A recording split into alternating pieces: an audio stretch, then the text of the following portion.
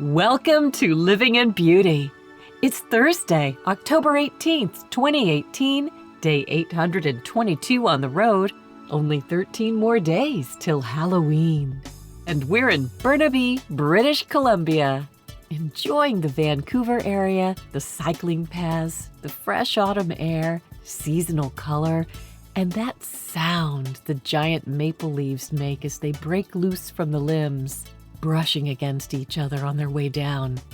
It's a whispering sound like our loved ones make as we nap on the couch.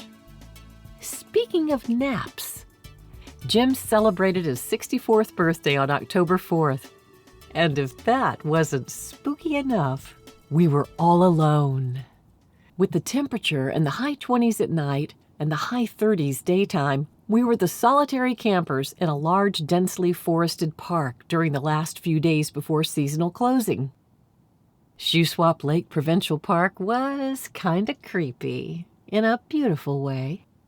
But good friends, old and new, warmed our rattling bones with home-cooked delights, and even met us at a cheerful pub right across the road from our campground to toast Jim's beetle birthday. Watching the salmon run was the perfect metaphor for an epic birthday month. Old age ain't for sissies.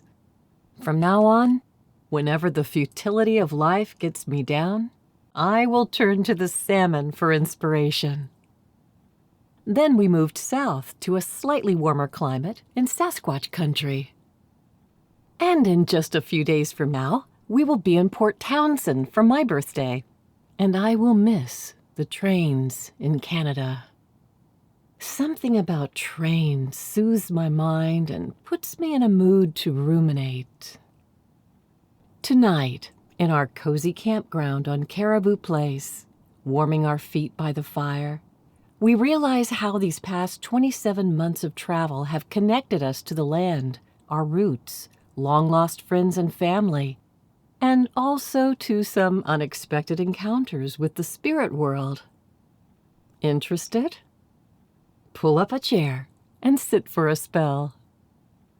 Don't worry, we're not paranormal enthusiasts, but now and then one of us has a feeling that a place is, well, invested with some kind of energy.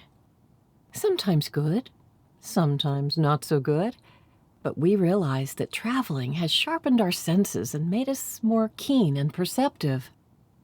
An example of good energy is the ghost lights of Anza Borrego, which stayed right beside us inside our tent through a treacherous night of flash floods, making us feel safe and protected. Only a decade later did we learn they were the ghost lights. We thought they were angels. Want to hear a snake story?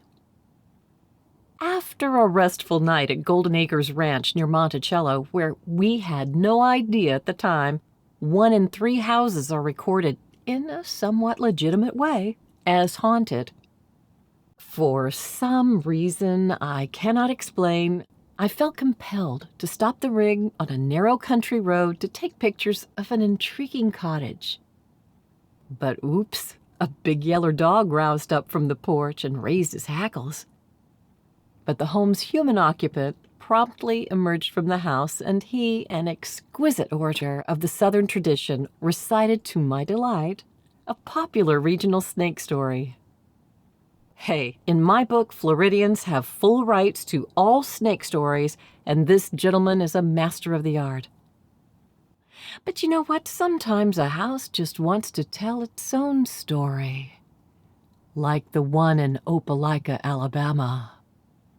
On our way to Fort Pickens from my sister's house in Tennessee, we hoped to overnight near Opelika. So we pulled into Spring Villa Park and Campground on the chance that they might have space for the night. Instantly, our eyes fixed on that gorgeous old antebellum mansion, and our immediate response was, "Oh, what a shame. Poor thing needs some TLC." At the check-in, a pale, middle-aged ranger with a balding head and bulbous eye bags announced in a slow, gravelly baritone, "The old house is haunted." Well, Jim loved it, thought it was an act. "Okay, that's really cool," he said. The ranger, unamused, held his weary, "this is no joke" gaze. So, is the house being restored?" Jim asked. "No," replied the caretaker ranger guy. "We can't find anyone to do the work. Like I said, it's haunted." Well, while this continued, I put Pico on a walk and observed the other campers, who seemed to be excessively goth for small-town Alabama. A lady in a flowing satin black gown smiled and gave me a cheerful "hey" as she decorated her picnic table in black chenille with purple string lights in late November. But too tired to change our minds and more concerned about the basketball-sized anthills than the superstitious Southern folk, we opted to stay put. You see, we just come from Costco in Birmingham, and all we wanted to do was properly stash our obscene amount of food and present our fresh new rosemary Christmas tree for its first night of the season. After dinner, we settled down, watched a movie, got ready for bed. Now, Jim always turns in around 10 p.m. while I take Pico for his last walk. But on this night, Jim grabbed the leash. I presumed he was acting in my behalf due to the creepy neighbors. "I want to check this place out," he said. Well, I had half a mind to go with him, and said so. But then he got into this spooky mood and let loose a Jack Nicholson Here's Johnny imitation, creeping me out better than I thought he could. So I said, not playing this game. But take the phone, and may unicorns and rainbows guide you. Well, he speed-dialed me, and off he went into the sultry southern night on a young Goodman Brown escapade with Chihuahua. On the miracle of digital technology, I listened to their footfall through the deep, wet grass as Jim slapped mosquitoes off his face. The squishy walking through the grass suddenly stopped. "What's going on?" I asked. "Gotta ditch the headlamp. Bugs." Then, squish, squish, squish, they walked. Presently, Jim said, "I am at the house." Real important-like, as if he were about to set foot on the moon. The boards creaked under his weight. Then Pico sounded urgent warning barks. Several voices popped up in the background, women's voices.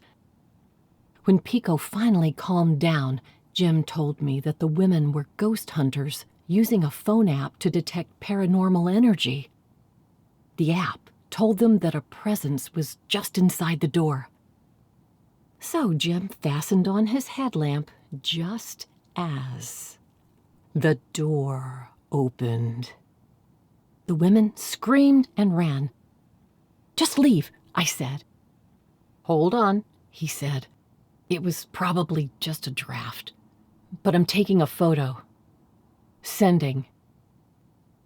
Well, the photo showed the door about 3 inches ajar from the inside. But what sent chills down my spine and made me scream, "Run!"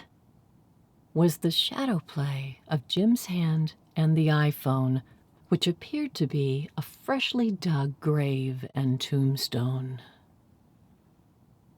Speaking of graves, a sudden thunderstorm on Lake Pontchartrain drove us off the designated bike lane near Fontainebleau State Park. We took shelter in a gazebo in an old cemetery. By all appearances, we were alone, yet we both felt some kind of vibe, like we were being watched. Then, out of nowhere, a young man appeared in the gazebo with us.